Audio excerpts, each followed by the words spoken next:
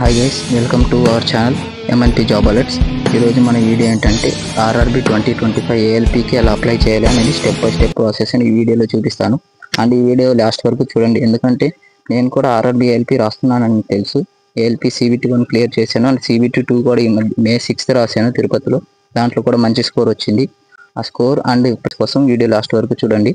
And ఇప్పుడు వరకు మన ఛానల్ని సబ్స్క్రైబ్ చేసుకోకపోతే సబ్స్క్రైబ్ చేసుకోండి. అండ్ ఇలాంటి మంచి వీడియోస్ కోసము లైక్ చేసి నా ఛానల్ని సపోర్ట్ చేయండి.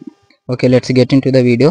ఆర్ఆర్బి ఆల్రెడీ రిజిస్ట్రేషన్ చేసుకున్న వాళ్ళు ఈ ప్రాసెస్ ఫాలో అవ్వండి. రిజిస్ట్రేషన్ చేసుకున్న వాళ్ళు ఆ రిజిస్ట్రేషన్ ఎలా చేయాలో ఒక వీడియో చేస్తాను, అది డిస్క్రిప్షన్ ఇస్తాను, చూసేయండి. మీ ఈమెయిల్ లాగిన్ అవ్వండి, పాస్వర్డ్ ఇచ్చేసి క్యాప్చా ఎంట్రీ చేయండి. తర్వాత లాగిన్ పైన క్లిక్ చేయండి. ఆఫ్టర్ ద 2-factor అథెంటికేషన్ ఇచ్చేయండి. ఓటీపీ వస్తుంది, ఓటీపీ ఎంటర్ చేయండి. తర్వాత లాగిన్ అవుతుంది. లాగిన్లో ఆన్లైన్ అప్లికేషన్ అని ఉంది కదా, దాని మీద క్లిక్ చేయండి.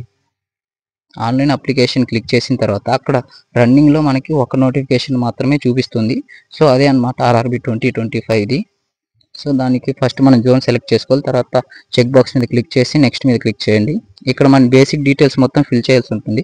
ఆల్రెడీ రిజిస్ట్రేషన్ అయిపోయారు కాబట్టి ఆ డీటెయిల్స్ మొత్తం ఇక్కడ చూపిస్తుంది. సో కొంచెం ఉంటుంది, అవి మాత్రం ఫిల్ చేసుకోవాలి. మ్యారిటల్ స్టేటస్ అండ్ అటువంటివి.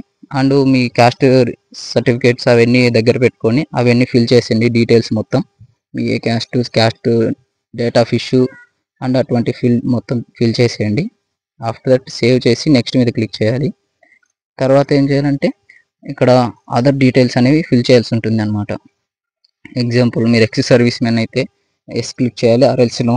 మ్యాక్సిమం అందరూ న్యూ ఫ్రెషర్సే ఉంటారు, సో అన్నీ నో నో నో అనే ఉంటుంది. సో కొన్ని ఎక్సెప్షనల్ కేసెస్లో మాత్రం మీరు ఎస్ క్లిక్ చేసి ఆ డీటెయిల్స్ ఫిల్ చేసుకోవాల్సి ఉంటుంది. సో అవి మాత్రం జాగ్రత్తగా ఫిల్ చేయండి. అండ్ ఇక్కడ మీరు ఆల్రెడీ అప్రెంటిస్ ఏమైనా రైల్వేస్లో చేస్తుంటే ఎస్ క్లిక్ చేసి ఆ డీటెయిల్స్ ఎంట్రీ చేసుకోవచ్చు.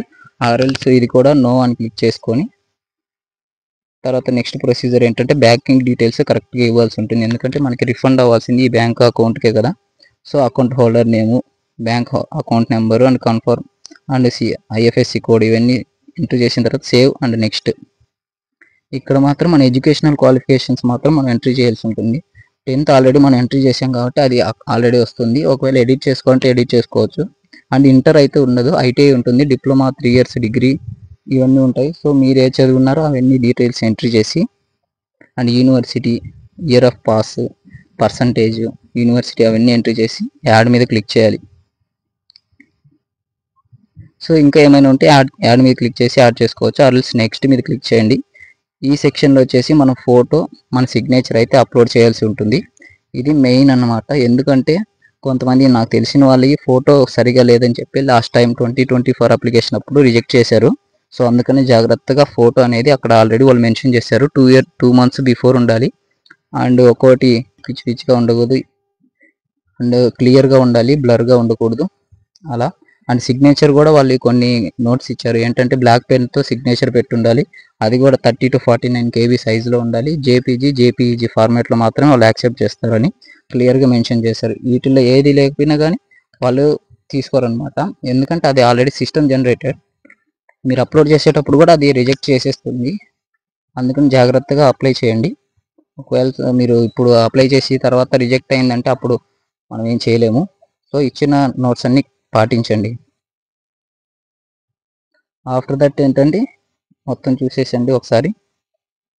After that save and submit చేయండి. తర్వాత లాస్ట్ ఇంకో స్టెప్ ఉంటుంది. ఇక్కడ ఏంటంటే మనం సికింద్రాబాద్ జోన్లో 2 zones ఉన్నాయి అనమాట. East Coast zone and south central railways, ఇట్లా 2 zones ఉన్నాయి.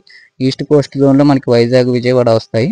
అండ్ SCRలో వచ్చేసి సికింద్రాబాద్ అండ్ హైదరాబాద్ ఆ జోన్స్ వస్తాయి అనమాట. మన ప్రిఫరెన్స్ ఇచ్చేసేయండి. ఆఫ్టర్ దట్ చెక్ బాక్స్ మీద క్లిక్ చేయండి. మీరు తర్వాత మనకి CBT2కి మనం ఒక ట్రేడ్ని ఎంచుకోవాల్సి ఉంటుంది. లాస్ట్ టైం నేను ఎలక్ట్రానిక్స్ మెకానిక్ తీసుకున్నాను కాబట్టి ఈ టైం కూడా నేను ఎలక్ట్రానిక్స్ మెకానికే తీసుకుంటాను. ఎందుకంటే ఆల్రెడీ ఒకసారి సిలబస్ చదివేసాను కాబట్టి నాకు ఈజీగా ఉంటుంది. ఇప్పుడు మళ్ళీ కొత్తది తీసుకోలేని, మళ్ళీ కష్టపడాలి. అందుకని అది తీసుకున్నాను. ఒకవేళ మీరు రేడియో మెకానిక్స్ తీసుకునే పని అయితే రేడియో తీసుకోవచ్చు. So electronics mechanic is better. After check box మీద క్లిక్ చేసేసి మనం మన నేటివ్ ప్లేస్ అనేది ఎంటర్ చేయండి.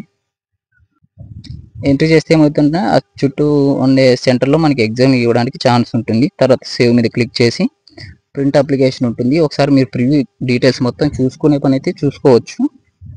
సో ప్రివ్యూ చేసుకున్న తర్వాత లాస్ట్ సెక్షన్ ఏంటంటే ఇక్కడ మనం పేమెంట్ అయితే చేయాల్సి ఉంటుంది. పేమెంట్కి మనకి డేట్ ఆఫ్ సబ్మిషన్ కంటే 2 days ఎక్కువే ఉంటుంది. సో మీరు పేమెంట్ చేయకపోతే అప్లికేషన్ అయితే వ్యాలిడ్ కాదనమాట, రిజెక్ట్ అయిపోతుంది. సో పేమెంట్ అయితే ఖచ్చితంగా చేయాలి. ఇది నా CBT 2 రా స్కోర్ అనమాట. అండ్ మీకు ఏమైనా ప్రిపరేషన్లో డౌట్స్ ఉంటే ఖచ్చితంగా కామెంట్ చేయండి. నేనైతే మీకు కామెంట్లో రిప్లై ఇస్తాను. ఇప్పుడు వరకు సబ్స్క్రైబ్ చేసుకోకపోతే సబ్స్క్రైబ్ చేసుకోండి, లైక్ చేయండి ఖచ్చితంగా.